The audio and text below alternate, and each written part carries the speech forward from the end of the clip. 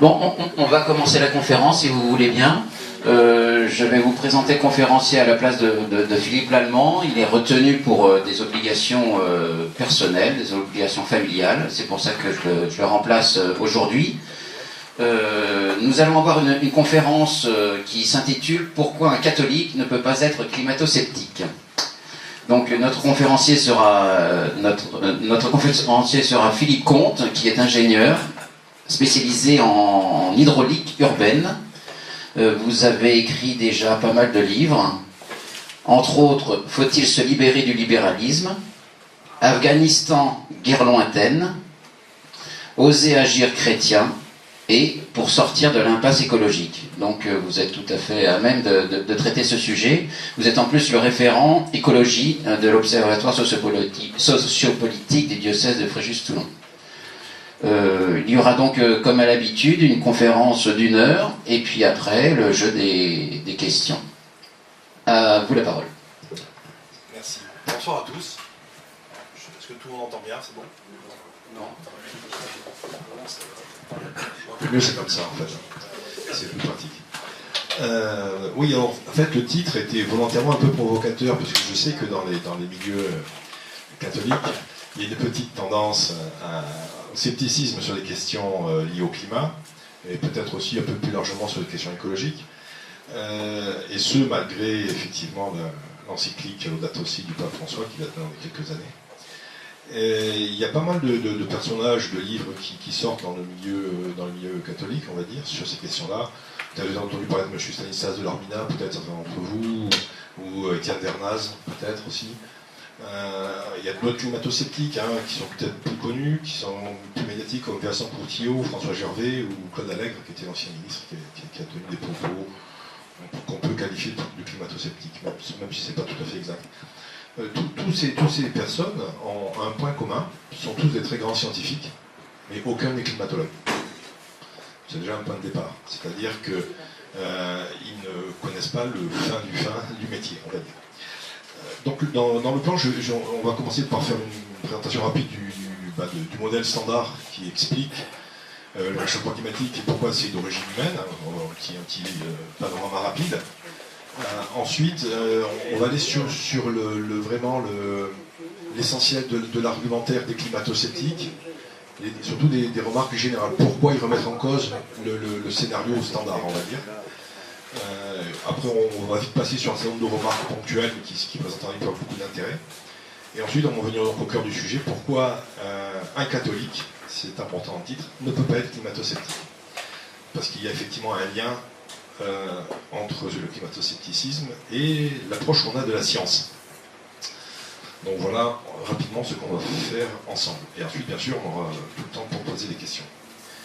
Alors, le modèle scientifique standard, ce qu'on appelle donc le dérèglement climatique d'origine anthropique, RCA, on a abrégé dans le jargon, comme on dit, qui dit que donc, les émissions de gaz à effet de serre, en particulier le CO2, donc on dit aussi dioxyde de carbone, gaz carbonique, c'est la même chose, qui est produit par l'activité humaine, que ce soit l'habitat, l'industrie, le transport, même l'agriculture, modifie et modifiera durablement un phénomène naturel qui est appelé effet de serre, qui est un élément central du climat.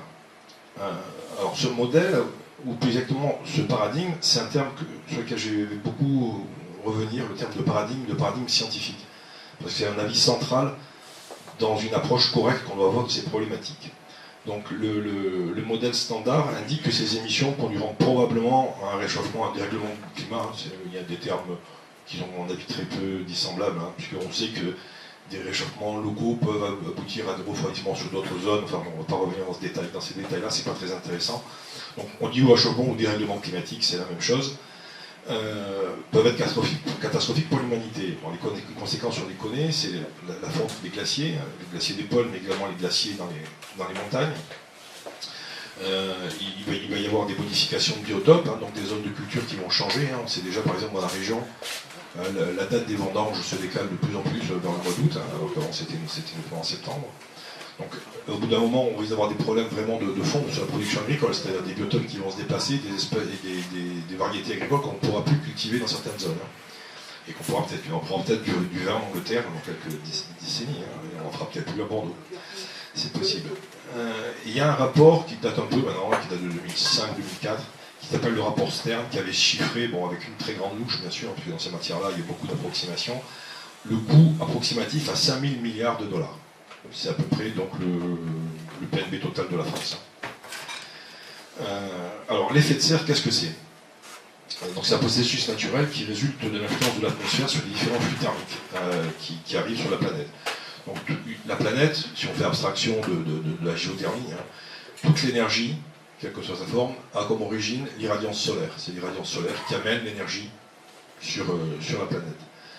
Donc l'effet de serre, lui, il consiste en quoi? Les rayonnements visibles traversent l'atmosphère, y compris les gaz liés à effet de serre sans problème. Quand il vient percuter la surface de la Terre, il repart vers l'espace, mais avec une énergie moindre, il passe de la lumière visible dans l'infrarouge.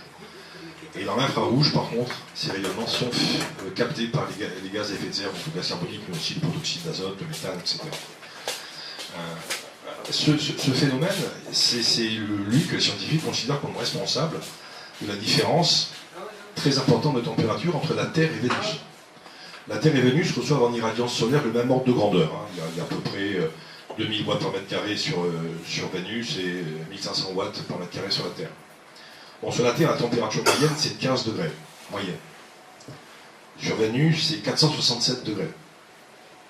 De moyenne. Alors, la température de 15 degrés sur la Terre, c'est donc la température avec l'effet de serre. On estime que s'il n'y avait pas d'effet de serre, la température liée simplement à l'irradiance solaire serait de moins 18 degrés. Alors, à moins 18 degrés en plus, bien évidemment, les océans gèleraient. Donc, l'albédo de la planète augmenterait. L'albédo, c'est l'effet miroir, pour utiliser un terme de langage courant. L'effet miroir augmenterait, donc une partie encore plus importante de l'énergie repartirait vers l'espace sans réchauffer la planète. Et la température se stabiliserait, d'après les modèles, à moins 50 degrés. Bon, donc sur Vénus, comme je disais, on a une situation inverse. Sur Vénus, qu'est-ce qui se passe? L'atmosphère est constituée à 96% de gaz carbonique. Donc là, on a une température de 467 degrés. C'est intéressant, c'est parce que la température sur Vénus est supérieure à celle de Mercure. Mercure qui est plus près du Soleil, mais qui n'a pas d'atmosphère, donc pas d'effet de serre. Voilà. Donc on considère que, pour faire une proportion rapide, les rayons qui ne sont pas réfléchis vers l'espace sont absorbés par l'atmosphère à 20% et par la surface de la Terre à 50%. Donc les 30% encore, eux, sont immédiatement réfléchis vers l'espace par les nuages, par la haute atmosphère, etc. Donc voilà. Donc cet effet de serre provoque ce qu'on appelle un forçage radiatif. Alors le forçage radiatif, ça veut dire qu'effectivement, on va forcer la température. Il y a une formule chimique relativement simple, une formule physique relativement simple qui permet de calculer le forçage radiatif. C'est le forçage radiatif est égal. Donc le forçage, c'est ce qui est rajouté à la situation antérieure à la période industrielle. Donc le forçage est égal à 5,35 multiplié par le linéaire népérien de la concentration d'origine en gaz carbonique, donc la concentration actuelle en gaz carbonique sur la concentration d'origine. Donc ça, c'est la formule de base pour calculer le forçage radiatif, donc l'énergie supplémentaire qu'on amène sur la Terre par la modification de l'atmosphère. Alors, c'est une équation de base, donc on peut faire un petit calcul de point de table, parce qu'on avait 280 ppm avant l'ère industrielle de gaz carbonique, d'après les mesures qui sont faites dans les carottes glaciaires. Et on est aujourd'hui, les derniers relevés de 2017, c'est 405 ppm. Donc ppm, c'est partie par million. Donc c'est la NOAA, c'est donc l'agence américaine de météorologie qui fait ses calculs au laboratoire de Mauna Loa à Hawaï, qui a été choisi à Hawaï parce qu'en fait, on considère que c'est un endroit où il y a très peu d'industrie, donc on considère que la mesure qui est faite là est une mesure, on va dire, de ce qui se passe globalement sur la planète, puisqu'il n'y a pas de pollution importante à proximité. Donc si on calcule comme ça rapidement, on arrive à un forçage radiatif de 2 watts par mètre carré pour la planète. C'est fait environ 1 million de mégawatts pour l'ensemble de la Terre. C'est pas négligeable. Après, tout ce qui est difficile, tout ce qui va être le travail des scientifiques, ça va être de dire à partir de cette chaleur, on va dire potentielle, comment le climat va réagir. qu'est-ce qui va être régulé, qu'est-ce qui ne va pas l'être, etc. Et alors là, par contre, on rentre dans les modèles météorologiques qui sont bon, des programmes relativement complexes.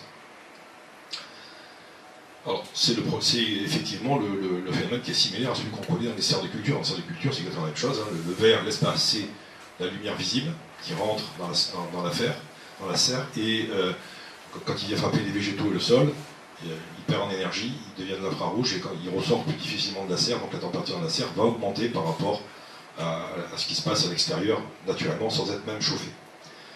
Donc les chiffres qui se prennent par le GIEC dans ces derniers rapports montrent une concentration en CO2 qui est passée, donc eux ils donnent deux dates différentes de ce que je vous ai donné juste avant, 315 ppm en 1958, 399 ppm en 2014, soit plus 26%.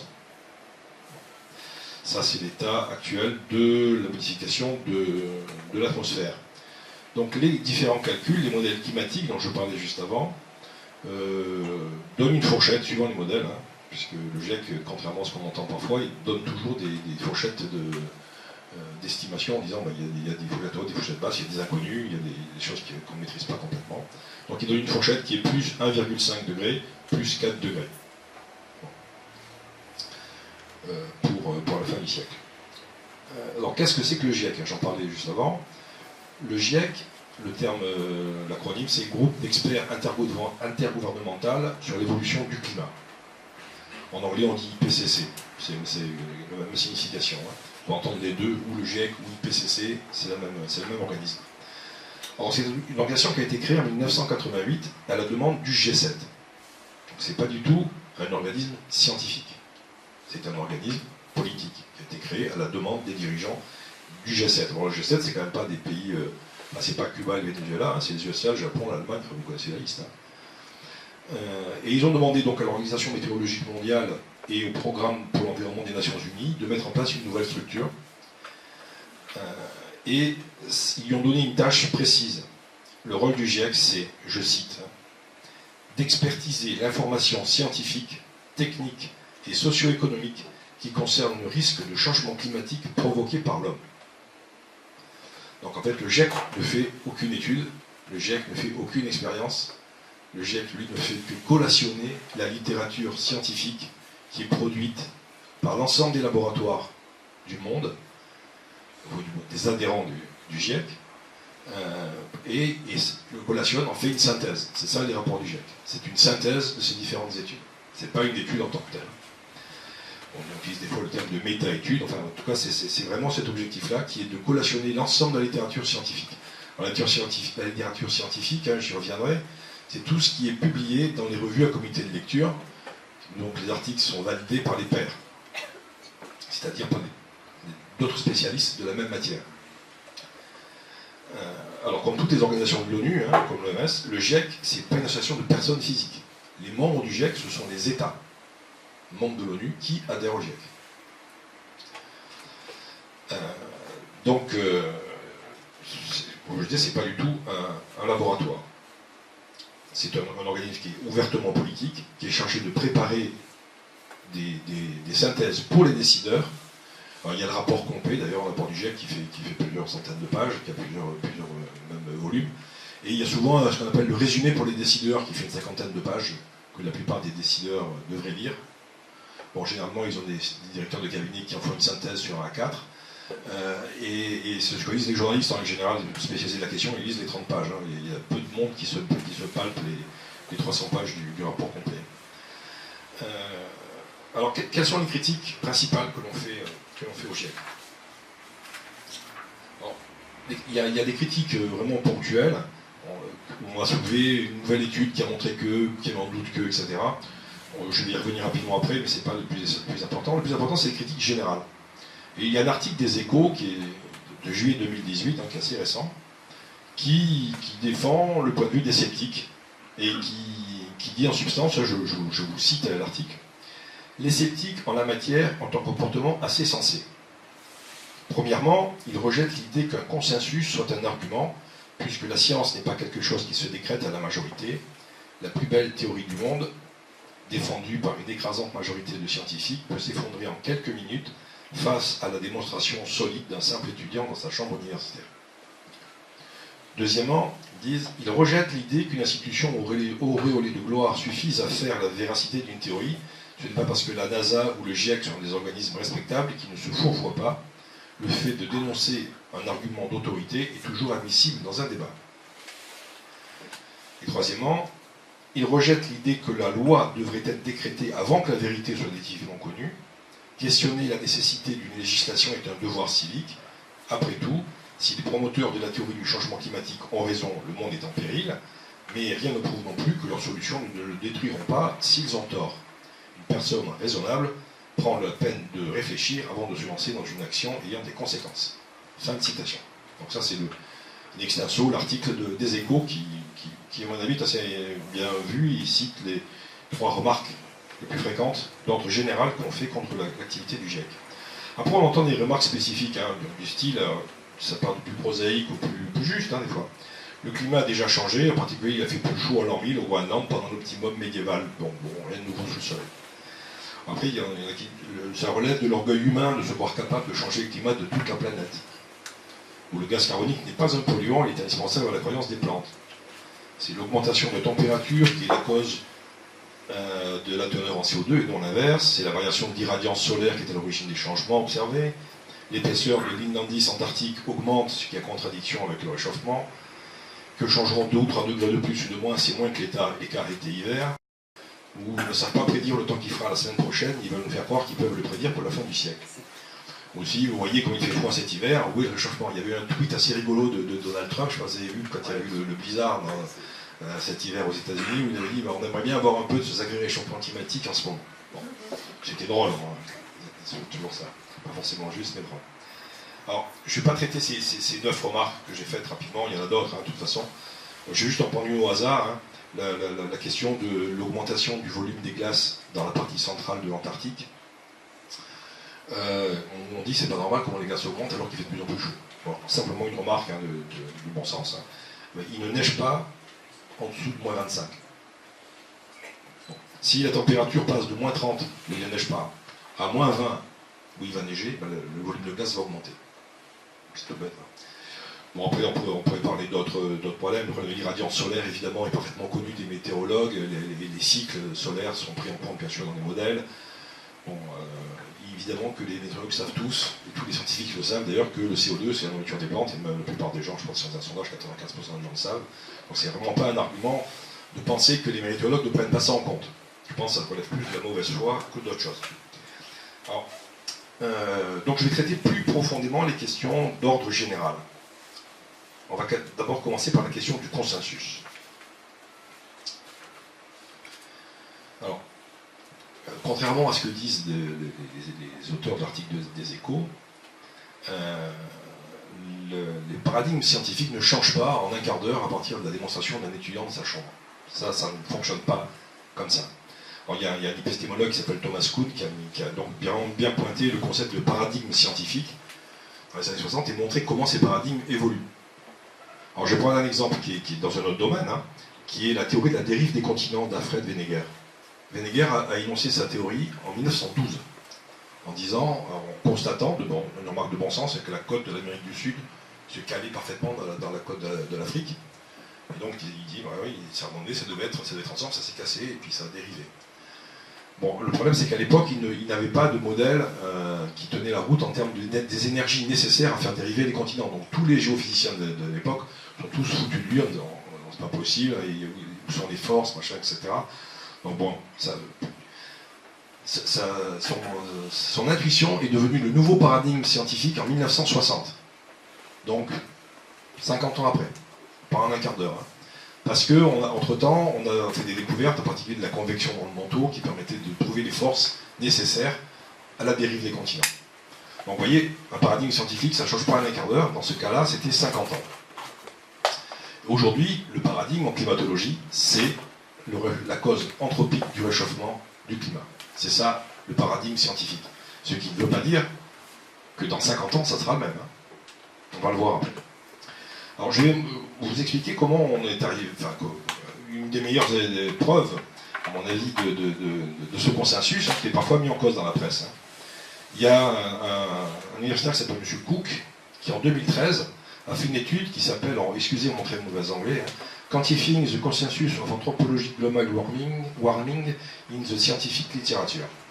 Donc c'était quantifier l'état du consensus sur le réchauffement, sur la cause anthropique du réchauffement dans la littérature scientifique. Donc faire ce que fait le GIEC en qualité, le faire cette fois-ci en quantité. Donc qu'est-ce qu'ils ont fait? Ils ont été sur une base de données scientifique qui s'appelle Easy Web of Science. C'est une base de données qui collationne l'ensemble des publications scientifiques. Ils ont recherché tous les articles qui traitaient réchauffement global ou changement climatique global publiés entre 1991 et 2012. Ils ont trouvé 11 944 articles écrits par 29 000 auteurs, publiés dans plus de 180 publications différentes. Alors, ça représente statistiquement un jeu de données très important. Je vous rappelle que dans les sondages électoraux qui font la une des journaux de manière systématique, c'est 1100 personnes qui sont questionnées en moyenne. Là, on a 11 000 publications, enfin 12 000. Donc, sur ces 12 000 publications, 97% des articles exprimer une position sur le changement climatique qui entérinait le réchauffement anthropique. 97% des 12 000 publications. Ensuite, Cook il consultait également des auteurs d'articles qui n'étaient pas explicites, qui ne prenaient pas de position oui ou non contre le réchauffement climatique. Il a reçu 1200 réponses. 1200 réponses, comme je le disais, c'est ce qu'on a sur un sondage classique. Sur les 1200 réponses, il y en avait seulement 1,8% qui rejetaient le réchauffement climatique d'origine anthropique. On parle bien de climatologues. Donc, ensuite, on a constaté par la suite, quand on a fait du rétro-évaluation de cette étude, que le pourcentage de papiers qui n'expriment pas d'opinion sur l'origine humaine augmente année après année. Alors, c'est un peu contre-intuitif, mais ça veut dire qu'en fait, il n'y a plus de débat. Pour les climatologues, il n'y a plus de débat. C'est pour ça qu'ils n'en parlent plus, qu'ils ne prennent plus de position. Aujourd'hui, quelqu'un qui va être astronome ne va pas dire ma position, finalement, c'est le géocentrisme, c'est l'héliocentrisme, etc. Non, ça c'est réglé. Donc là, c'est pareil. Sur la question de l'origine anthropique du réchauffement, pour la plupart des climatologues, c'est une question réglée. Alors, oui, alors je voulais. Voilà. Oui, c'est ça. Donc, il est important de revenir aussi sur qui contribue aux études du GIEC en France. Alors, en France, il faut savoir que les instituts dont les études sont reprises par le GIEC dans sa synthèse, c'est l'Institut Pierre et Simon Laplace, le Centre d'enseignement et de recherche de l'environnement atmosphérique, le laboratoire de géophysique de l'Université de Paris-Sud, le laboratoire d'études de rayonnement de la matière en astrophysique et atmosphère, le laboratoire interuniversitaire des systèmes atmosphériques, le laboratoire d'océanographie du climat, le laboratoire des sciences et du climat et de l'environnement, le laboratoire de météorologie dynamique de l'école polytechnique, l'université Pierre et Marie Curie, le commissariat à l'énergie atomique. C'est ces gens-là dont les études sont reprises par le GIEC. Alors, je pense qu'en France, on n'a pas beaucoup mieux, a priori, sur la question. Alors, est-ce que ça veut dire pour autant que le GIEC, et puis d'autres laboratoires, ou les scientifiques eux-mêmes, ne sont pas soumis à des opérations de lobbying? Je dirais, on va y revenir, les scientifiques ne sont pas des anges qui vivent dans le monde éthéré des idées. C'est-à-dire qu'eux aussi, ils ont des objectifs, des budgets à obtenir, des carrières à développer, etc. Et que, bien évidemment, ils peuvent être sensibles à différents types de pression. Bon, simplement, je rappelle un chiffre rapide. Manicor, qui est un petit centre d'études qui est tenu par Jean-Marc Jancovici. Je vous recommande vivement ses vidéos sur Internet. C'est un brillant X.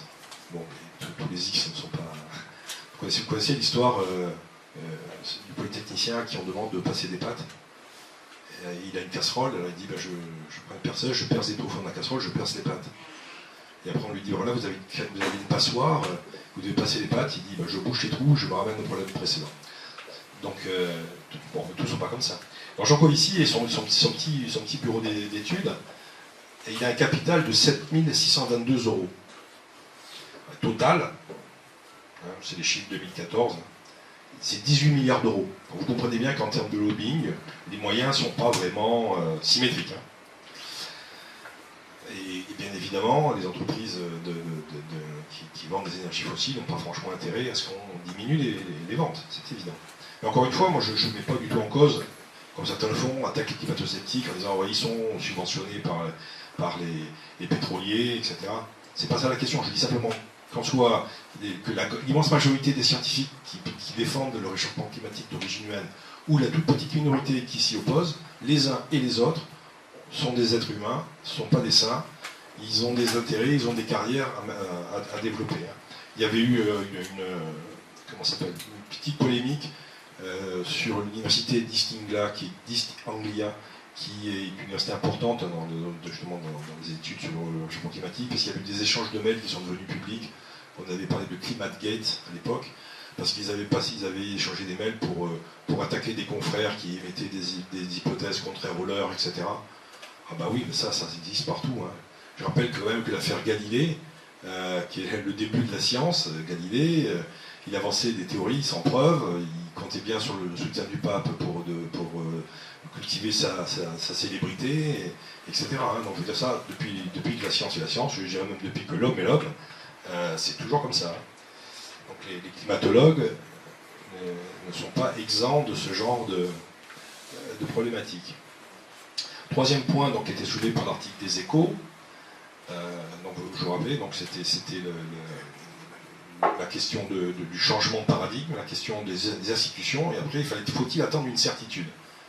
Alors, la question de la certitude, ça pose un problème de fond, parce que d'après tout ce que les climatologues disent, les gaz qui sont aujourd'hui émis vont rester dans le cycle du carbone pendant des milliers d'années, et donc attendre d'être sûr, c'est attendre la période où on ne pourra plus jamais rien faire.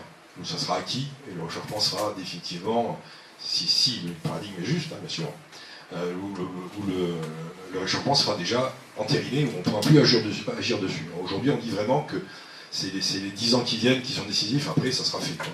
On ne pourra plus revenir en arrière. Donc, attendre la certitude. D'une part, on va y revenir en science, la notion de certitude, c'est quand même quelque chose d'assez problématique. Et de toute façon, ça veut dire se condamner à ne rien faire avant qu'on arrive à un moment où c'est cuit. C'est le cas de le dire. Alors, pourquoi, au cœur de mon titre, hein, pourquoi les catholiques ne peuvent pas être climato-sceptiques? Parce que le climato-scepticisme, c'est une forme de scientisme. C'est-à-dire qu'on attend que les scientifiques viennent nous donner la réponse et la vérité. Alors, je vous donne une petite définition du scientisme qui date de la grande époque du scientisme, 1911. C'était publié par un biologiste français, Félix Le Dantec, dans la Grande Revue. Je cite: « Je crois à l'avenir de la science. Je crois que la science, et la science seule, résoudra toutes les questions qui ont un sens. Je crois qu'elle pénétrera jusqu'aux arcanes de notre vie sentimentale et qu'elle expliquera même l'origine et la structure du mysticisme héréditaire anti-scientifique qui cohabite chez moi avec le scientisme le plus absolu. » Alors ça, c'était du scientisme brut de décoffrage, hein, qu'on pouvait avoir en 1911, parce que ils étaient persuadés qu'ils avaient tout trouvé déjà. Et bien heureusement, le XXe siècle s'est chargé de contredire cette belle assurance, hein, sur de nombreux points, hein. Mais il n'en demeure pas moins qu'il reste dans la culture générale cette impression que la science, c'est le meilleur moyen d'arriver à la vérité. Moi, je donne un exemple vécu, hein, d'un sermon dans une paroisse qui commence en disant, en parlant de sujets d'ordre psychologique, etc., c'est prouvé scientifiquement. Donc, globalement, il n'y a plus à débattre. Bon, en fait, c'est pas si simple, parce que la question de vérité en science n'est pas une question que la science prétend répondre. Je reviens sur ce que je disais sur Thomas Kuhn, sur la question de paradigme. Thomas Kuhn dit, à un moment donné, voilà, il y a un modèle explicatif des phénomènes qui est le meilleur dont on dispose. C'est ça. Ça ne veut pas dire que c'est la vérité. On a, nous, catholiques, la vérité, quelque part, dans un livre. Mais c'est pas un livre scientifique. Alors, pour revenir justement sur la question de la science moderne et de ses limites intrinsèques, c'est pas inutile de revenir un peu sur les origines, sur l'histoire de la science. Comment la science est sortie des 7 arts majeurs de l'université médiévale, et comment elle s'est détachée petit à petit. C'est bon de savoir que la chimie moderne, elle sort de la chimie médiévale. La chimie, c'était quand même très lié à la magie. L'astronomie, c'était très lié à l'astrologie, et ça sort de l'astrologie. Les meilleurs astronomes, c'était des astrologues. Quelqu'un qui est quasiment une icône de la physique moderne, Isaac Newton. Isaac Newton, il faut savoir que ses écrits kabbalistiques, au poids, sont supérieurs à ses écrits scientifiques. Ils sont maintenant conservés à l'université hébraïque de Jérusalem. Donc il y a quand même une origine, on va dire, grise, au moins, de la science qui devrait, pour des catholiques, je ne dis pas remettre en cause les apports évidents de la science, il y en a tout autour de nous, c'est évident, mais au moins questionner sa prétention à vouloir donner des réponses sur l'ensemble des problématiques des hommes. Je parlais de l'affaire Galilée tout à l'heure, mais typiquement Galilée, c'est vraiment quelqu'un qui cherchait la célébrité, qui cherchait des appuis politiques pour mettre en avant ses recherches. À l'époque, il n'avait pas les raisons scientifiques qu'il a apportées pour la rotation de la Terre étaient erronées. Puisqu'il donnait entre autres comme preuve les marées. Alors les marées sont liées à la rotation de la Lune autour de la Terre et pas à la rotation de la Terre. Donc là aussi c'était le paradigme. Encore une fois, c'est pas de dire que Galilée c'était un grand esprit, bien sûr, mais on voit bien que cette prétention à donner des vérités, alors qu'on ne maîtrise pas toutes les forces, c'est quelque chose qui est consubstantiel de la science. Alors, un autre point important, Karl Popper, qui est un autre philosophe du XXe siècle, dit que la meilleure preuve qu'une théorie est scientifique, c'est qu'elle soit réfutable. C'est-à-dire qu'on peut donner des arguments pour prouver qu'elle est fausse. Et c'est la raison pour laquelle on fait des expériences. C'est-à-dire on va établir une théorie, faire un modèle avec des formules mathématiques, etc. Et puis après, on va dire, du coup, on va faire une expérience pour valider ce que le modèle donne. C'est-à-dire, est-ce que mes équations sont bonnes? Est-ce que mes hypothèses de départ sont bonnes, etc. Et on fait des expériences, on confronte le réel avec le modèle. Et tant que le modèle répond aux sollicitations de l'expérience, on considère qu'il est valide. Il est évident que pour toutes on va dire les phénomènes complexes, comme un climat d'une planète, comme des questions sociales, etc., on ne peut pas faire des expériences. On n'a pas une deuxième planète pour dire on va augmenter la quantité de CO2, et puis on va voir ce que ça donne, ou diminuer la quantité de CO2 pour voir ce que ça donne. Donc en fait, c'est une théorie qui n'est pas scientifique en elle-même, qui est scientifique dans ses éléments, parce que les éléments divers qui la composent, eux, peuvent être scientifiques, peuvent être validés par des expériences. Mais son caractère global, lui, ne peut être validé que par des modèles mathématiques. Donc on a forcément recours à des modèles. Et alors, cette question des modèles est très importante parce que ça repose donc sur la prise en compte d'une très grande quantité de facteurs qui rétroagissent les uns avec les autres. Donc on a des boucles de rétroaction nombreuses qui font qu'il faut faire un grand nombre de calculs pour avoir des modèles fiables. Alors je vais simplement vous faire un petit état des lieux des calculateurs. En 1969, l'ordinateur qui a permis d'envoyer des gens sur la Lune, c'est quand même pas rien, de Saturne qui permettait donc à la NASA de piloter Saturne V, il calculait 36 mégaflops, donc milliards de flops d'impulsion par seconde. L'ordinateur d'aujourd'hui, le dernier ordinateur d'IBM, qui est le plus rapide aujourd'hui, c'est l'OCLCF4 d'IBM. Il donne 200 pétaflops, soit 10 puissance 15, c'est-à-dire 1 milliard de fois plus que son ancêtre de 1969. 1 milliard de fois plus. Il a besoin de 15 000 litres d'eau par minute pour se refroidir. Bon, son coût, c'est 240 millions d'euros. Alors vous vous rendez bien compte que quand on utilise cet ordinateur pour faire des calculs de modèles climatiques, c'est pas des rigolos qui se pointent parce qu'il faut payer à l'arrivée. Donc en fait, c'est des campagnes de calcul longues, qui sont bien programmées, qui ont des coûts, etc. Donc il faut prendre ça en compte. C'est pas un ordinateur de bureau qui tourne sur des modèles comme ça. Mais bon, je reviens au cœur du problème. Qu'est-ce que c'est qu'une vérité scientifique? Alors, je vous propose de faire un petit pas de côté, sortir du climat, pour prendre un exemple dans l'astronomie. Parce que l'astronomie, c'est vraiment la science la plus mathématisée. C'est celle qui, au moment de la Renaissance, avec les découvertes de Copernic, de Kepler, de Galilée, de Tycho Brahe, a remis en cause le système de Ptolémée, qui était un peu la base aussi du système philosophique. C'est-à-dire que c'est entre autres les découvertes astronomiques qui ont ébranlé le système philosophique de la scolastique. Donc c'est vraiment une science d'abord une des plus anciennes et une des plus mathématisées. Alors, je vais prendre un petit exemple qui est l'histoire de H0, qui est dit constante de Hubble.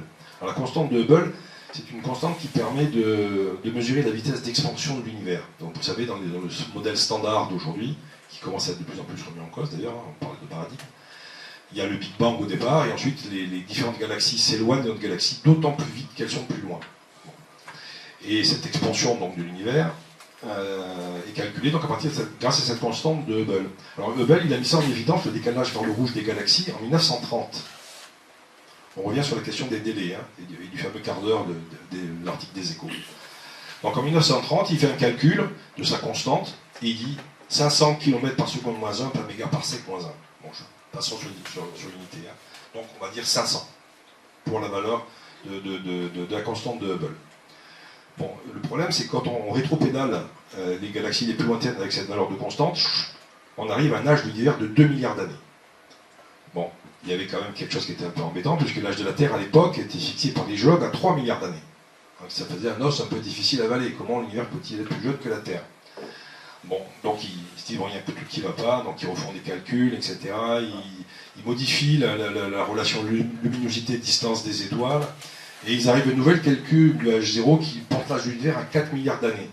Bon, c'était pas trop mal, mais en 1 milliard d'années, avoir des galaxies qui se forment, des étoiles qui se forment, pour créer des atomes lourds, pour ensuite pouvoir créer des planètes, c'était pas suffisant. De toute façon, il y avait un problème. Bon, donc il dit, ça suffit pas. L'os est toujours difficile à avaler, comme disait un astronome français. Bon, du coup, ils recalculent, 3 ans plus tard, ils arrivent à 180 km par seconde moins 1 par mégaparsec moins 1, qui donne un âge de 5 milliards d'années. C'est pas mal, mais entre-temps, ils avaient calculé dans les amas globulaires les plus lointains des amas globulaires de 20 milliards, ils disaient. Alors, du coup, ça collait pas. Donc, en 1970, hein, je vous rappelle, le départ de l'histoire, c'est 1930. Hein. En 1970, donc, il y a Gustav Stamann, qui est un astronome suisse, recalcule. 55, il arrive. On est parti de 500, on est à 55. Hein. Qui donne un âge de lumière de 14 milliards d'années. Là, tout va bien, parce qu'entre-temps, ils ont recalculé aussi les amas globulaires, ils tombent en 14 aussi. Donc là, c'est bon. Là, ils se disent, ça va, tout va bien, ça semble être... Mais bon, l'histoire s'arrête quand même pas là, parce qu'après, avec cette nouvelle calcul cette nouvelle valeur de H0 pour calculer, ils refont tous les calculs de distance et de luminosité, bien sûr, et ils aboutissent à une nouvelle estimation de la masse globale de l'univers. Et ils s'aperçoivent que ça manque de masse. Il y a un truc qui ne va pas, avec toutes les matières qu'on observe, il n'y a pas assez de masse. Donc ils se disent, bon, alors même les trous noirs, non, c'est pas suffisant, etc., etc. Donc ils disent, bon, il y a un truc qu'on va appeler la matière noire. C'est la matière noire, on ne sait pas de quoi elle est faite, hein, parce que ce n'est pas des atomes qu'on connaît comme ici, hein, qui disent que c'est des WIMPs, d'autres disent que c'est des neutrinos stériles. Personne ne les a observés pour l'instant. Hein. On a fait des tests dans les accélérateurs, etc. On ne sait toujours pas. Bon, donc, donc matière noire. D'accord. Bon, c'est quand même pas rien, parce que cette matière inconnue, hein, qui ne correspond à rien de ce qu'on connaît physiquement, nous, sur la Terre, ça représenterait quand même 80% de la masse de l'univers. Hein. C'est pas 2%, hein. C'est 80% d'inconnus et 20% de connus. Bon. C'est ça, c'était l'état des lieux dans les années 90. Et après, ils refont les calculs, et ils s'aperçoivent que ça colle toujours pas.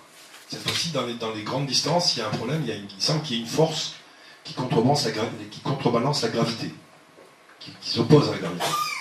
Alors, ils se disent, qu'est-ce que c'est je cherche la page 16. Voilà. Et là, ils disent, bon, on va faire ça l'énergie sombre.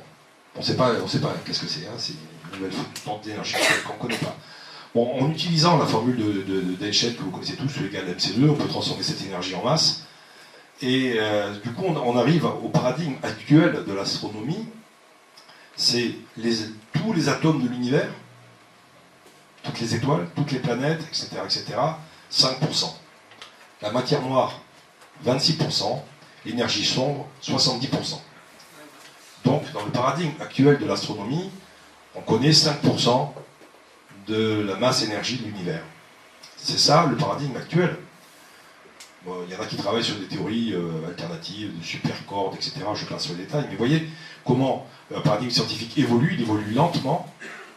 Ils se confrontent bien sûr après à des mesures, etc. Hein. On fait des modèles, on fait des calculs, on fait tourner les ordinateurs, et hop, ça ne colle pas. Donc on modifie les paramètres pour arriver jusqu'à avoir un modèle qui fonctionne avec les observations. C'est comme ça le fonctionnement de la science. Et c'est exactement ce que font les climatologues. Rien de plus, rien de moins. Alors là, on a vu, la science est, bon, d'une part perfectible, elle a des origines un peu... Hein, elle est soumise au lobby, hein, on l'a vu, mais on a aussi un autre problème, qui est que la science n'est pas exempte non plus de pression idéologique et d'a priori idéologique. Hein. Je pense que tout le monde connaît l'affaire Lysenko, hein, l'histoire de la génétique prolétarienne, bon, où on disait que il y avait une fausse génétique qui était bourgeoise en Occident, et que Lysenko, lui, qui travaillait dans l'Union soviétique à l'époque de Staline, avait mettait en évidence une génétique beaucoup plus positive, et qu'il y avait bien donc deux sciences, une science bourgeoise, une science prolétarienne. Bon, on sait ce qu'il en est advenu. Lysenko, aujourd'hui, je pense que c'est dans des musées, quelque part. Mais aujourd'hui encore, hein, c'est la même chose. Vous savez qu'aujourd'hui, dans la génétique des populations, quand on fait des analyses de génome complets de populations entières, bon, on tombe sur globalement les 5 races des anthropologues du 19e siècle, mais vous savez qu'on ne peut plus utiliser le mot race aujourd'hui, hein, je pense que c'est à peu près interdit, ça sera suivi de la Constitution. Donc les anthropologues disent cluster. Bon, il y a 5 clusters, c'est plus 5 races, parce que c'est purement statistique un cluster, c'est ce qui regroupe des objets statistiquement proches. Donc effectivement, il se trouve que la génétique de tous les blancs sont plus proches les unes des autres que la génétique des populations d'origine africaine. Bon. Mais ce n'est pas des races, c'est des clusters. Alors voilà, ça c'est comme ça, mais ça a toujours été comme ça. Je veux dire, c'est pas une particularité d'aujourd'hui, ça s'est toujours passé et ça se passera encore pendant très longtemps. Donc voilà ce qu'est une vérité scientifique. Donc il ne faut pas trop leur demander, il faut prendre les choses comme elles sont. C'est-à-dire qu'aujourd'hui, il y a une vérité globale, qui est que le système qui a été mis en place en Occident et qui est en train de se généraliser au monde entier, est un système qui met en péril l'écosystème de manière globale. La question climatique, c'est un élément parmi plein d'autres éléments. Il y a la pollution de l'air dans les villes, on le sait, liée essentiellement à la circulation automobile. Il y a la pollution des eaux. Les nappes phréatiques sont contaminées par les pesticides, par les résidus de médicaments. Un élément important, que je suis toujours surpris que les catholiques n'en parlent pas plus, aujourd'hui, les rivières sont polluées par des pilules contraceptives qui modifient le sexe des poissons dans les rivières. Parce que, évidemment, il y avait une étude qui a été faite par le service des eaux de Stockholm qui calculait les médicaments les plus prescrits et ceux qui avaient la plus grande rémanence dans le milieu. La plus contraceptive, c'est la plus prescrite et celle qui a la plus grande rémanence dans le milieu. C'est super. Voilà. Donc après, bon, il y a des pathologies liées à la chimie, hein, aux pesticides, etc., aux additifs alimentaires, tout le monde connaît ça. Aujourd'hui, un des points importants, c'est la disparition accélérée d'espèces. Il y a des espèces animales qui disparaissent, des espèces végétales qui disparaissent. Plus surprenant, il disparaît des espèces sauvages, il disparaît aussi des espèces domestiques. Puisque dans la mondialisation telle qu'on la vit, il y a tout un processus où on essaie d'optimiser les cultures, etc.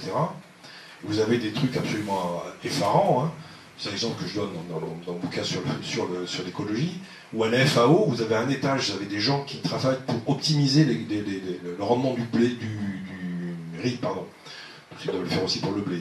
Et, ce que j'avais lu, l'article, c'était sur le riz. Donc, ils travaillent pour optimiser les récoltes de riz, donc ils sélectionnent des variétés les plus productives, donc ils éliminent tous les autres. Et puis à l'étage qui est juste dessous, vous avez des gens, à la FAO, toujours, la FAO c'est l'Organisation des Nations Unies pour l'agriculture, qui travaillent pour préserver les variétés. Ouais, voilà. Donc, c'est comme ça. Aujourd'hui, vous avez des vaches charolaises en Nouvelle-Zélande. Il n'y a pas que des mosquées en Nouvelle-Zélande, il y a aussi des vaches charolaises.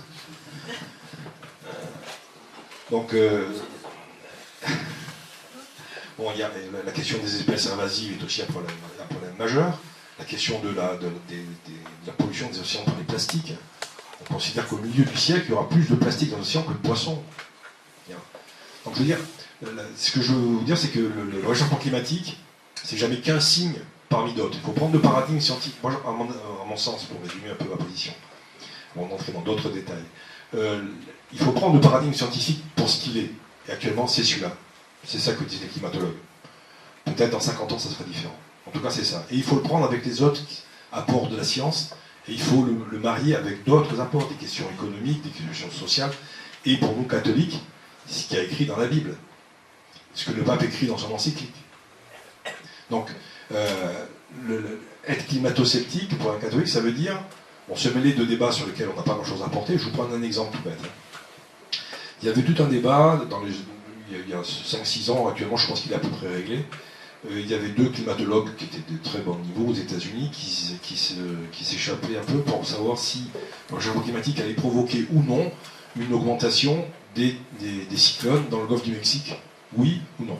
Et un disait oui, l'autre disait non. Et en fait, le cœur de leur débat, c'est qu'ils analysaient des données statistiques, donc depuis les années 30, ce qui avait été mesuré avec température, la vitesse des vents, etc., les précipitations. Et bien sûr, comme les données, un des problèmes de la climatologie, c'est que les données, au fil du temps, les appareils n'ont pas la même sensibilité, des fois les postes de mesure ne sont pas au même endroit, etc. Donc il faut redresser les données brutes. Ils n'étaient pas d'accord sur comment statistiquement redresser les données brutes. Vous vous rendez bien compte que nous, citoyens, on n'a aucune plus-value à amener à ce genre de débat. C'est vraiment une question que les scientifiques doivent régler entre eux. C'est leur job. Aujourd'hui, je pense que c'est un peu près acquis, et ils pensent que ça va effectivement provoquer plus de typhons, de cyclones. Donc, je reviens sur le fait qu'en tant que catholique, on doit prendre des paradigmes scientifiques pour ce qu'ils sont, et on ne doit pas se substituer aux scientifiques, on doit être des honnêtes hommes, au sens où on le disait il y a quelques dizaines d'années, et prendre les apports de la science parmi le reste. Et parmi le reste, il y a par exemple ce que dit Saint Jean-Paul II, qui disait, je cite, c'était son message à la journée de la paix, « Lorsqu'il s'écarte du dessein de Dieu créateur, l'homme provoque un désordre qui se répercute inévitablement sur le reste de la création. Si l'homme n'est pas en paix avec Dieu, la terre elle-même n'est pas en paix. » Donc, la question de l'origine humaine du réchauffement, vous avez la réponse. Même si c'est pas direct comme on dit, ou même si c'est de manière plus indirecte, etc. De toute façon, tout ce qui va mal sur la planète, on est responsable. Surtout que cette question-là, elle n'a pas été simplement abordée par le Saint-Père.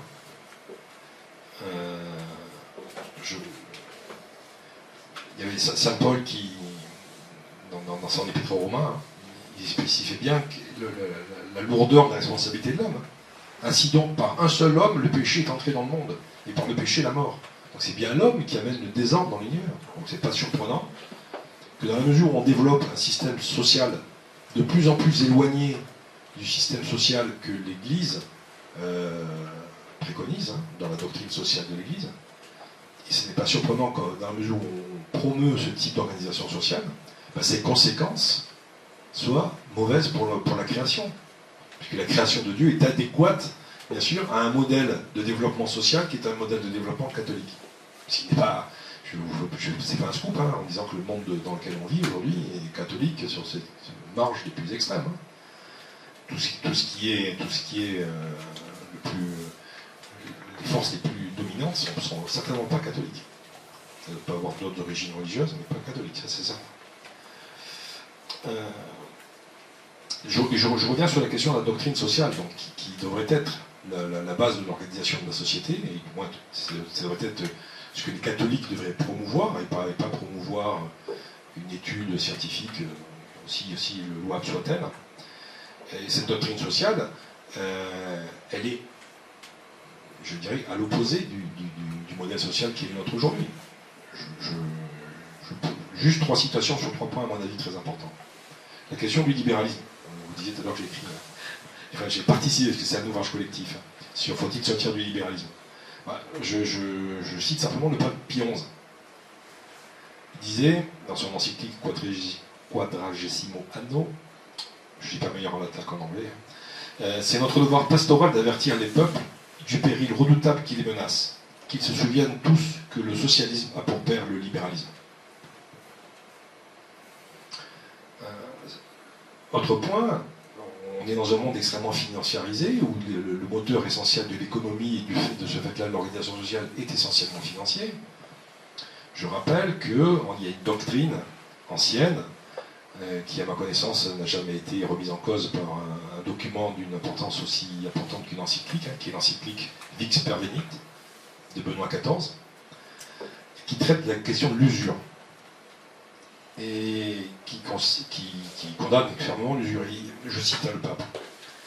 L'espèce de péché qui se nomme usure et qui a son siège propre dans le contrat de prêt consiste en ce que celui qui prête veut qu'en vertu du prêt même, qui de sa nature demande qu'on rende seulement autant qu'on a reçu, qu'on lui rende plus ce qu'il n'a prêté.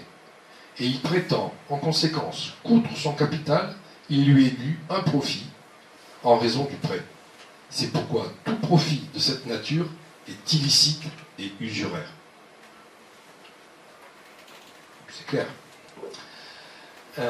Autre point, je ne fais que citer les textes du magistère, dans le compendium de la doctrine sociale, au paragraphe 276, sur la question des relations du travail et du capital, je cite, « Le travail, de par son caractère subjectif ou personnel, est supérieur à tout autre facteur de production, ce qui vaut en particulier par rapport au capital. » Il me semble que dans l'organisation du travail à l'heure actuelle, on a plutôt une situation inverse, où c'est le capital qui est supérieur au travail. Donc, ce que je voudrais donc dire un peu en conclusion provisoire, c'est que la vérité théologique et la vérité de la doctrine de l'Église prime l'état des sciences. Et surtout dans le cas d'espèce, l'état des sciences conforte le discours de l'Église. C'est-à-dire que l'état des sciences dit, ouais, du fait de l'homme, du fait de cette organisation sociale qui a des effets désastreux sur plein d'autres points sociaux, sur d'autres questions environnementales, etc. Donc ce système est responsable d'une menace importante pour l'humanité. Que dit l'Église? Rien d'autre que plus l'humanité s'écartera du dessein de Dieu, plus elle se met en danger, plus elle est en danger. Je ne vais pas parler de l'Apocalypse ici, mais bon, il y a certainement des choses à regarder de ce côté-là. Donc, cette responsabilité de l'homme, globale, sur sa responsabilité vis-à-vis de la création, vous avez vu, j'ai fait exprès de ne pas citer Laudato Si. Donc je suis allé chercher une citation chez le patriarche de Serbie, Paul II. Il décrivait donc dans son message de Noël, je cite, « L'égoïsme de l'homme et son égocentrisme amènent l'espèce humaine à mettre en danger et à porter atteinte à la nature elle-même, au sein de laquelle nous sommes nés et où nous vivons. De même que l'homme vit et respire dans l'amour, de même toutes les créatures et les forces de nature ont-elles besoin de compassion, d'amour et de bonté. L'eau que nous buvons, l'air que nous respirons, les fleurs et les arbres dans les champs, les poissons dans les mers, les bêtes sauvages dans les montagnes, les animaux familiers, tous aspirent à la miséricorde, à l'amour et à la bonté. S'il nous arrive d'abuser d'un de ces éléments ou d'en faire un mauvais usage, de l'empoisonner ou de le polluer, cet élément naturel se trouve aliéné, il se désintègre, il se désagrège, il prend sa revanche sur celui qui a abusé de lui. Ainsi se trouve bouleversé l'ordre des choses qui nous a été accordé par Dieu.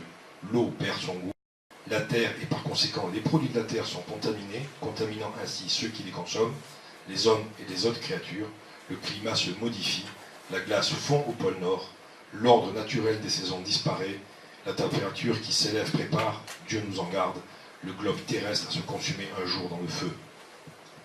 En outre, l'homme contemporain, en prenant grâce à la technologie le contrôle de l'environnement extérieur, met en danger l'espace vital de nombreuses autres créatures.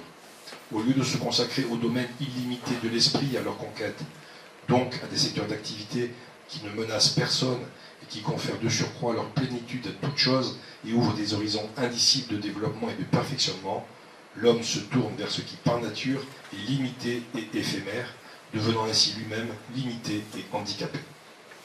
Je vous remercie.